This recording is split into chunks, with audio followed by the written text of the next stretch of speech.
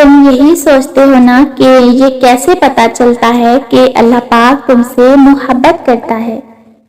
تو سنو، جب گناہ کے فوراً بعد تمہارا ندامت بھرا ضمیر تمہیں توبہ تک لے آئے، جب مایوسی کے بعد کوئی طاقتور معجزے کا خیال تمہیں واپس خدا تک کھینچ لائے، جب ہار کر تم گرنے ہی والے ہو تو اچانک سے تمہارے ذہن میں تہجد کی ترکیب آ جائے، جب رفتہ رفتہ حالات اتنے خراب ہو جائیں کہ تمہارا بے نمازی دل تمہیں سجدوں کی طرف کھینچ لائے، جب وقت سے پہلے تمہاری دعاؤں کی حقیقت تم پر کھول دے اور تم بچ جاؤ، جب سب کچھ تمہارے ہاتھ سے نکل جائے، صرف تم رہ جاؤ اور تمہارا اللہ رہ جائے، تو سمجھ لینا کہ تمہارا اللہ تم سے پیار کرتا ہے۔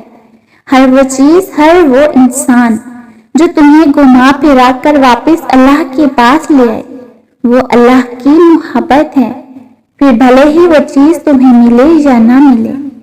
کسی کا مل جانا بھی اللہ کی محبت ہے اور کسی کا کھو جانا بھی۔ آزمائش بھی نعمت ہے اور آسانیاں بھی۔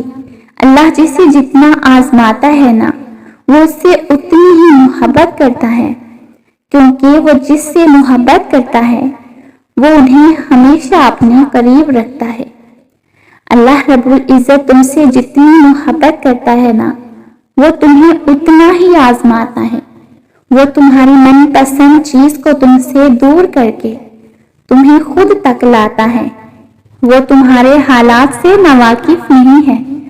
وہ جانتا ہے کون سا دکھ تم نے آنسو میں بہا دیا اور کون سے دکھ کو خود میں ضبط کر لیا۔ اس نے دیکھا ہے تمہارے دل کا ہزاروں ٹکڑوں میں ٹوٹ کر بکھر جانا۔ وہ بھولا نہیں ہے تمہارے اذیت ناک طویل سجدوں کی کیفیت کو۔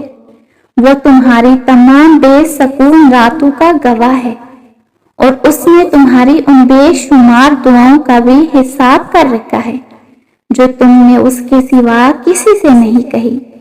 وہ تمہیں برے وقت سے اس لیے گزارتا ہے تاکہ تم اپنے اچھے وقت میں اسے یاد رکھو۔ اللہ رب العزت تمہارے ساتھ ہے اور وہ ہمیشہ تمہارے ساتھ رہے گا۔ وسیلے وہاں سے نہیں بن سکے جہاں سے تم نے سوچ رکھا تھا، تو یقین رکھو کہ وسیلے اب وہاں سے بنیں گے جہاں سے کوئی بھی تصور نہیں کر سکتا۔ سبحان اللہ۔